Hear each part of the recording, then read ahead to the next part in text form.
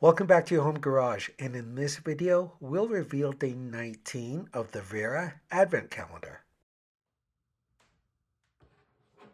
Last time we opened the number 6 by 25 hex bit.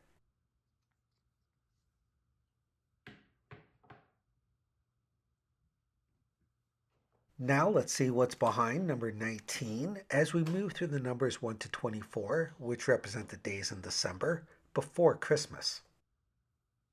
And what we have is the number 2 Phillips.